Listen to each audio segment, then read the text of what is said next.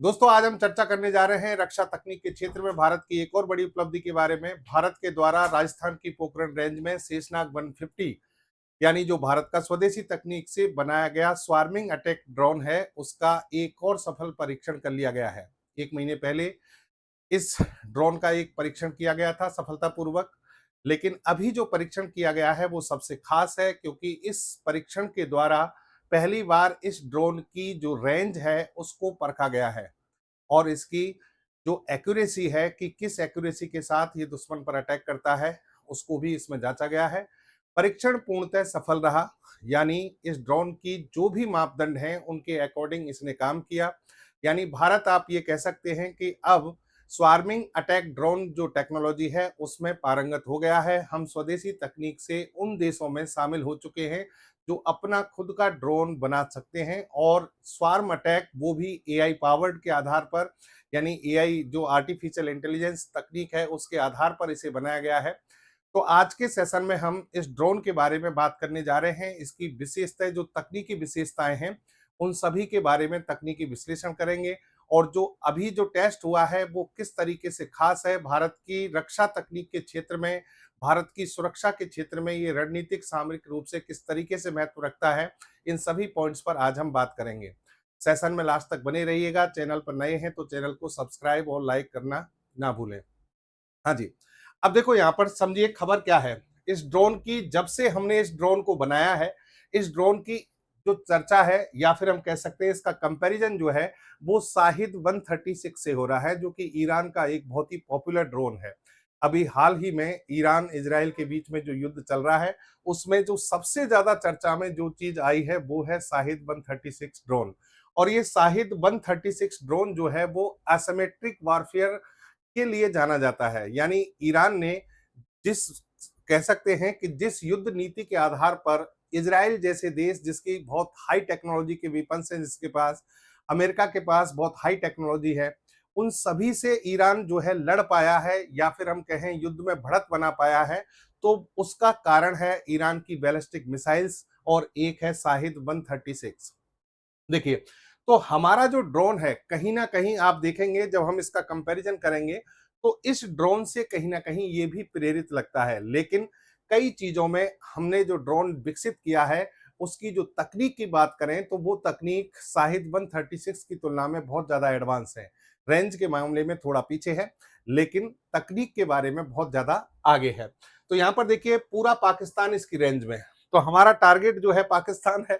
Pakistan target है तो पूरा पाकिस्तान इसकी रेंज में, क्योंकि 1000 किलोमीटर की रेंज के आसपास पाकिस्तान इतना सा ही तो है चौड़ाई में। अगर देखें भारत के बॉर्डर से, तो पाकिस्तान जो है वो इतना सा है। तो हम अगर बॉर्डर से अटैक करते हैं तो पूरा पाकिस्तान इसकी जद में आ जाता है। भारत ने ईरान के शाहिद 136 जैसे स्वदेशी अटैक ड्रोन का सफल परीक्षण किया। अब कितना ताकतवर है ये इसमें बताया गया है। और देखिए, यहाँ पर ये india.com पर ये छापा गया। शेषनाग 150 स्वार्मिंग अटैक ड्रोन का बेंगलुरु के startup new space research and technologies ने बनाया है। ये उस कंपनी का नाम है, स्टार्टअप का नाम है जिसने इसे डेवलप किया है, new space research and technologies. Loitering munition वाला ये ड्रोन है जो लंबी दूरी तक, लंबे समय तक, लंबी दूरी तक जा सकता है, हवा में रह सकता है। एक्चुअल में ये जो सफल परीक्षण हुआ है, ये इसका एक वीडियो जारी किया गया। ये वीडियो तो यहाँ पर नहीं चल पाएगा।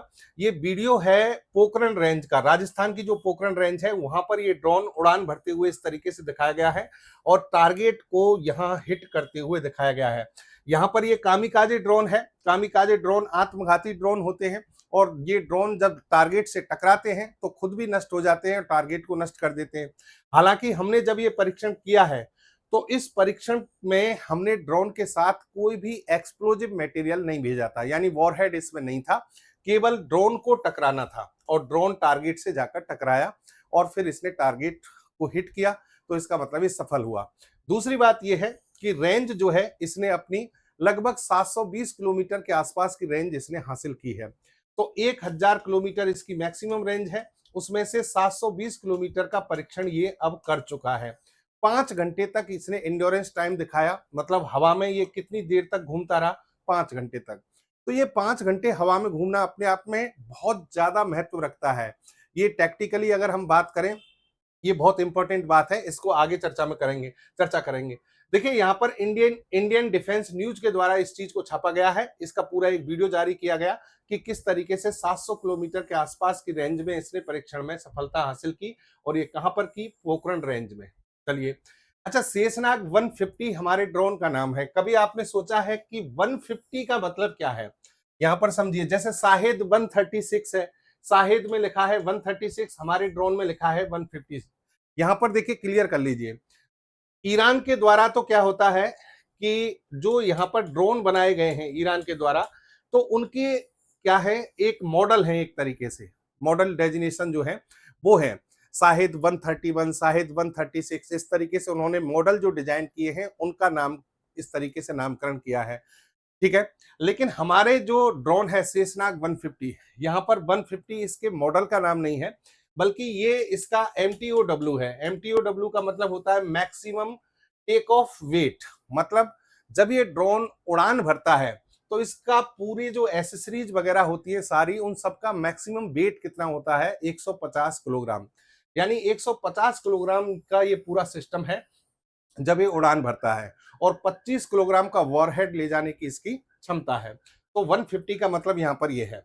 अब देखो, इस ड्रोन के परीक्षणों की बात करें हम, तो इसके मेन जो परीक्षण हुए वो तो दो हुए हैं, जो कि 1 महीने पहले मार्च 2026 में हुआ, और एक हम जो आज चर्चा कर रहे हैं अप्रैल 2026 में। लेकिन इसे फरवरी 2025 में सबसे पहले इसने अपनी सफल उड़ान भरी थी। फरवरी 2025 में सफल उड़ान भरी, और 5 मीटर की सटीकता प्रदर्शित करने के लिए इसको परखा गया। फिर इसके बाद फरवरी 2026 में वर्ल्ड डिफेंस शो हुआ रियाद में, और वहां पर इसका जो कोलैबोरेटिव अटैक कंसेप्ट है उसको प्रदर्शित किया गया, वैश्विक मंच पर इसे दिखाया गया। अब देखो, इस हमारे ड्रोन की अगर हम बात करें तो शाहिद 136 और शेषनाग 150 का सबसे बड़ा डिफरेंस यही है, ये तकनीक है। अब इस तकनीक पर हम आगे चर्चा करेंगे, क्या तकनीक है ये। और मार्च 2026 में इस पर हमने सेशन भी किया था, चैनल पर पड़ा हुआ है, आप देख सकते हैं। इसे मोबाइल लॉन्चर के जरिए हाईवे से लॉन्च करने का सफल परीक्षण किया गया, यानी एक ट्रक पर रख दिया और यहां से लॉन्च करके हमने देखा, ताकि हम इसकी फ्लेक्सिबिलिटी को जान सकें कि युद्ध के समय इसे एक जगह से दूसरी जगह ले जाने में हमें कोई दिक्कत तो नहीं होगी।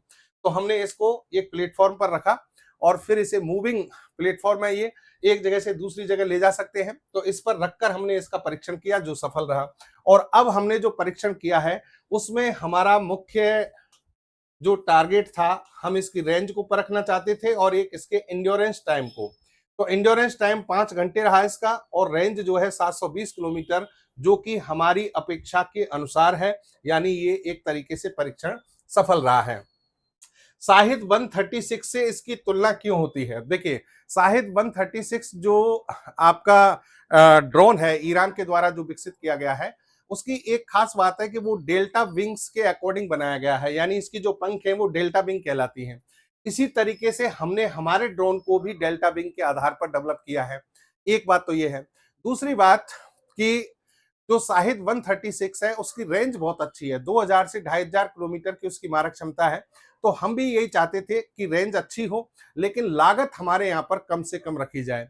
तो कम लागत में अच्छी रेंज वाला एक ड्रोन हमने बनाया, जो कि प्रेरित एक तरीके से आप मान सकते हैं, शाहिद 136 से भी प्रेरित मान सकते हैं कुछ चीजों को।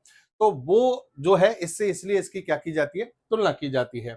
अब देखो, यहाँ कंपनी का नाम जैसा कि मैंने कहा, new space research and technologies, NRT. NRT जो कंपनी है, जो स्टार्टअप है भारत का, जब इसको ये ड्रोन बनाने की जिम्मेदारी इसने उठाई, तो इसके दिमाग में जो चीजें थी वो समझिए, जो जैसा कि इन्होंने यहाँ पर रिवील किया है। इन्होंने कहा कि हम एक असिमेट्रिक वॉरफेयर सिस्टम के अकॉर्डिंग ड्रोन बनाना चाहते थे। अब एसिमेट्रिक वॉरफेयर सिस्टम का मतलब क्या है वो समझिए, और ये कंसेप्ट कहां से आया। देखिए, सबसे पहले तो यूक्रेन और रसिया का जो युद्ध है उसको चलते हुए 4 साल से ऊपर हो गया है। अब 4 साल में दुनिया ने उस युद्ध से बहुत कुछ सीखा है। बहुत कुछ कैसे सीखा है?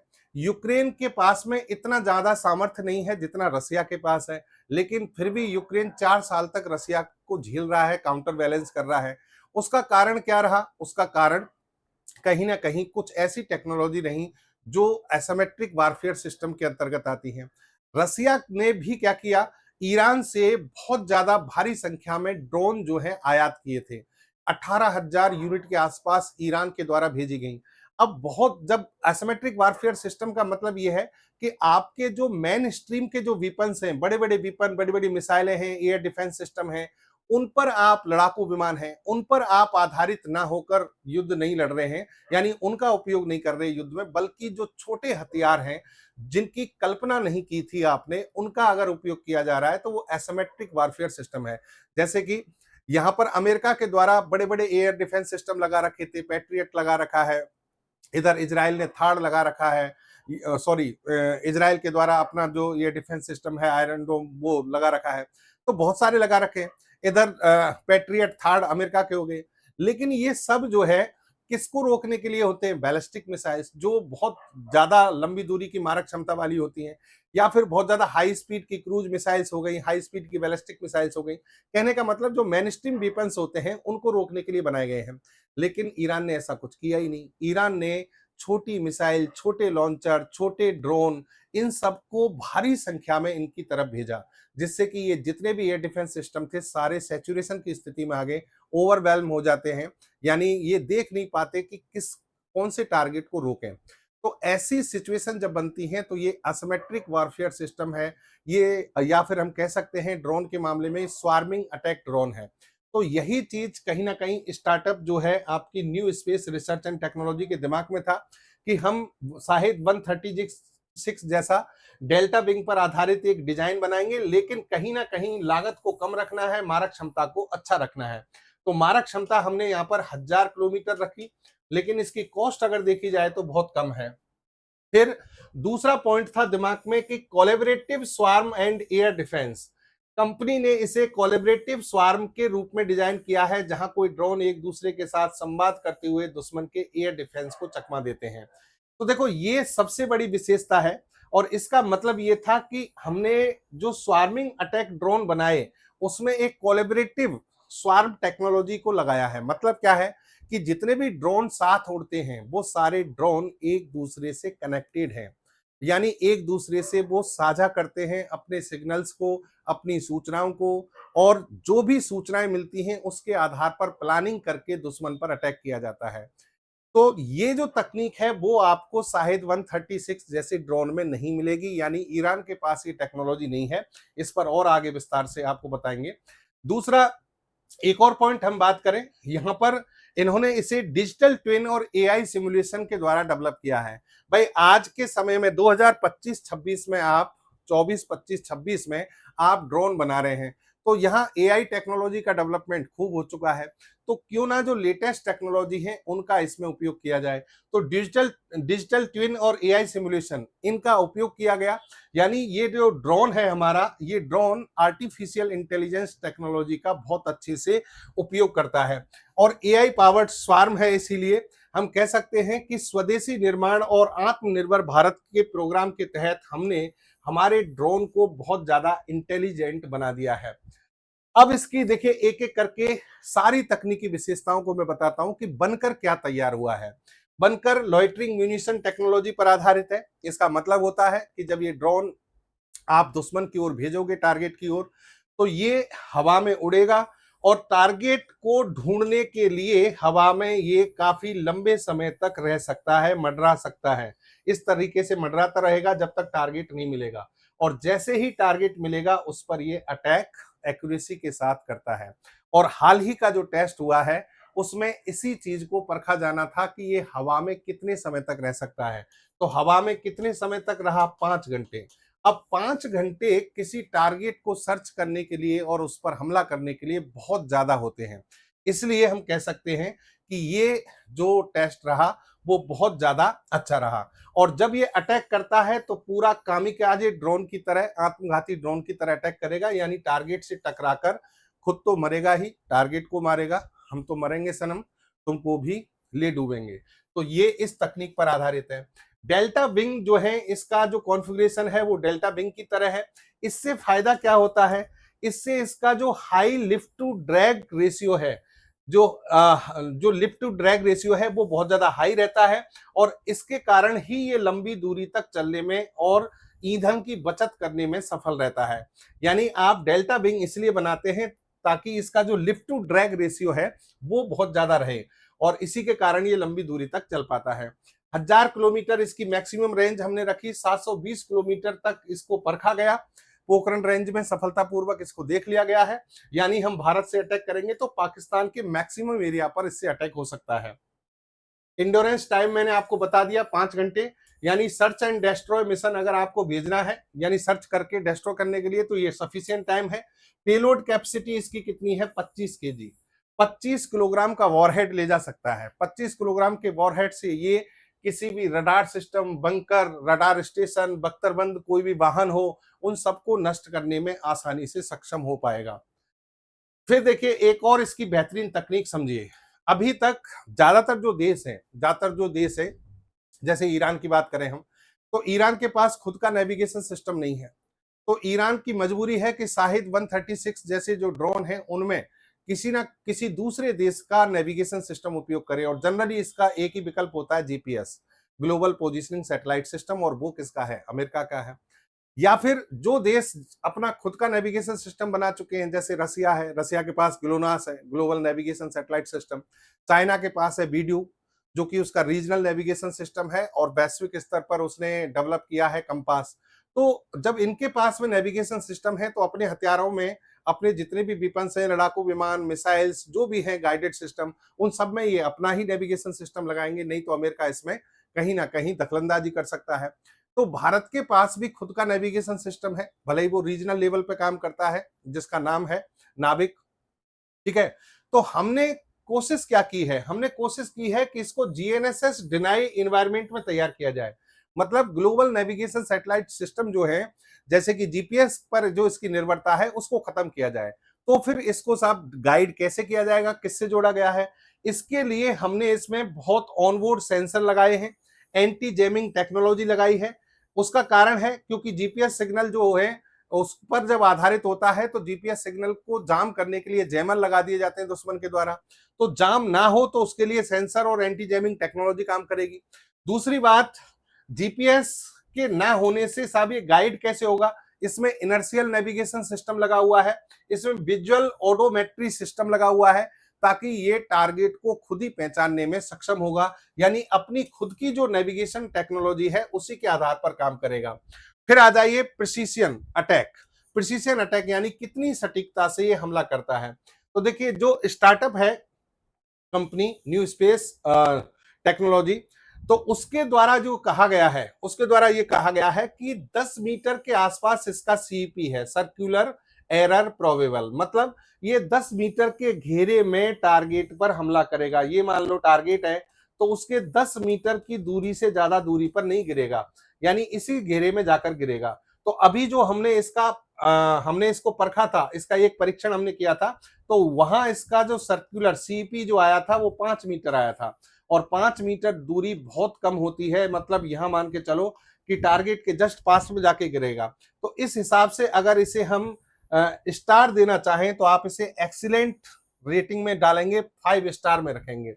ठीक है, फिर आ जाइए आप कोलैबोरेटिव ऑटोनॉमी। ये जो है इस ड्रोन की सबसे बड़ी तकनीक है। अब इसको समझिए ध्यान से। इसमें होता क्या है, इसमें ये होता है, देखिए स्वार्म का मतलब क्या होता है? स्वार्म का मतलब है झुंड। स्वार्मिंग अटैक का मतलब झुंड में अटैक करने की क्षमता।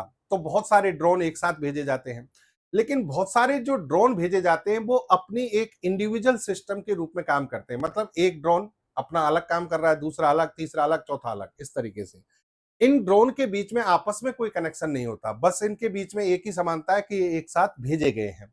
लेकिन हम जो ड्रोन भेज रहे हैं उनमें क्या है वो समझिए। उनमें ये है कि ये सारे ड्रोन एक दूसरे से कनेक्टेड है।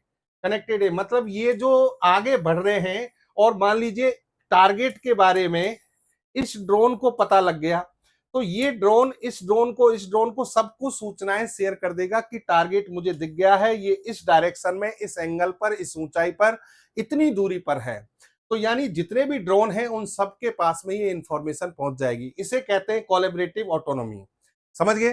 तो बहुत ज्यादा इंटेलिजेंट कैपेबिलिटी इनमें डाली गई है, बहुत ज्यादा बुद्धिमानी के साथ इनको डेवलप किया गया है। तो सारे ड्रोन आपस में सिग्नल भेजेंगे, इंफॉर्मेशन शेयर करेंगे और तब दुश्मन पर अटैक करेंगे। मान लीजिए कोई एक ड्रोन जो है, क्योंकि ये सारे आपस में जुड़े हुए हैं, जुड़े हुए हैं। मान लो एक ड्रोन नष्ट हो गया तो सब अब क्या होगा, ऐसा नहीं है कि कहीं बाकी के सारे ड्रोन काम करना खत्म कर दें, नहीं, ऐसा नहीं है। इसमें डिसेंट्रलाइज कंट्रोल सिस्टम भी है। मतलब एक ड्रोन अगर नष्ट हो जाता है तो दूसरे ड्रोन पर इसका कोई प्रभाव नहीं पड़ेगा। आपका ऑपरेशन, आपका जो मिशन है वो सुचारू रूप से चलता रहेगा, यानी बाकी के ड्रोन जो हैं वो दुश्मन पर अटैक करेंगे ही करेंगे। तो ये जो टेक्नोलॉजी है ये दुनिया के बहुत कम ड्रोन में है। यानी आप जैसे शाहिद 136 की बात करें तो इस टेक्नोलॉजी के मामले में वो कहीं नहीं टिकता है। इस टेक्नोलॉजी के कारण शेषनाग 150 विशिष्ट ड्रोन हो जाता है, एक स्पेसिफिक ड्रोन हो जाता है, और शाहिद 136 आपको बहुत छोटा लगेगा क्योंकि इसके जो कार्य करने की क्षमता है वो बहुत खतरनाक है। फिर आ जाइए, एक है seed and dead mission. Seed and dead mission का मतलब क्या है? Suppression of enemy air defence. मतलब ये हुआ कि साहब आपने क्या कर रखा है, S-400 लगा रखा है, आपने आकाश तीर एयर डिफेंस सिस्टम लगा रखा है, यानी आपके जो महंगे महंगे जो कीमती एयर डिफेंस सिस्टम है वो आपने लगा रखे हैं। फिर आपने लड़ाकू विमान का जो पूरा आपका जो वो है युद्ध करने की जो क्षमता है वो भी आपने खड़ी कर रखी है। लेकिन आप अगर सबसे पहले लड़ाकू विमान राफेल को भेज दीजिए और राफेल बाई चांस चकमा खा जाता है, दुश्मन जो है गलती से उस पर धोखे से कोई हमला करता है जिसकी हमने कल्पना नहीं की थी, तो हमारा बहुत बड़ा नुकसान हो सकता है। तो हम यहां पर जो बात कर रहे हैं suppression of enemy air defence, इसका मतलब है हमारा ये जो ड्रोन सिस्टम है, स्वार्मिंग अटैक जिससे होगा, हम पूरे झुंड को पहले भेजेंगे। ये झुंड जो है, ये जो ड्रोन जो है वो दुश्मन के एयर डिफेंस सिस्टम को, रडार सिस्टम को, दुश्मन की पूरी लोकेशन को पूरे को भांपेगा, जांचेगा और फिर यहां पर सिग्नल भेजेगा कि स्थिति क्या है। तो जब हम देखेंगे कि रास्ता साफ है तब हम इनके द्वारा हमला कर सकते हैं, इनका उपयोग कर सकते हैं। कहने का मतलब जैसे कि युद्ध में पहली पंक्ति का जो योद्धा होता है, जो सबसे पहले रास्ता साफ करता है, लड़ता है और फिर बाकी के योद्धा पीछे से आते हैं, वैसे ही इसका कार्य होगा। और इसलिए यहां पर ये बहुत महत्वपूर्ण है क्योंकि इसकी लागत कम है। लागत कम है तो पहले ये ड्रोन उड़ान भरेंगे और जो हमारे मेन जो एयरक्राफ्ट है वो बाद में जाएंगे। फिर आ जाइए आप कॉस्ट इफेक्टिवनेस। कॉस्ट इफेक्टिवनेस कैसे है? वो ऐसे है कि इस शेषनाग 150 ड्रोन की लागत बहुत कम रखी गई है। इसकी रेंज 1000 किलोमीटर है, लेकिन लागत अगर बात करें तो ये शाहिद 136 से भी कम लागत है।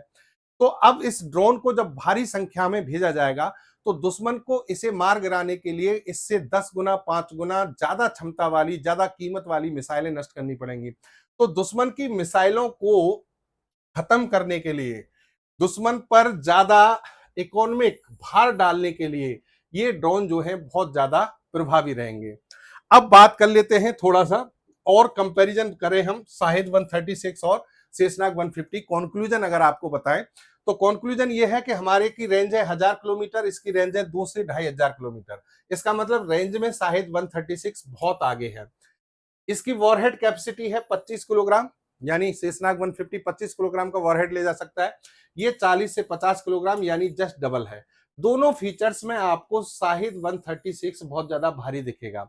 लेकिन जब बात आती है स्वार्म इंटेलिजेंस सपोर्ट की, तो वहां पर ये रेडियो और जीपीएस गाइडेड सिस्टम जो परंपरागत रूप से चलते आ रहे हैं उस पर आधारित है, लेकिन यहाँ लेटेस्ट एडवांस टेक्नोलॉजी है।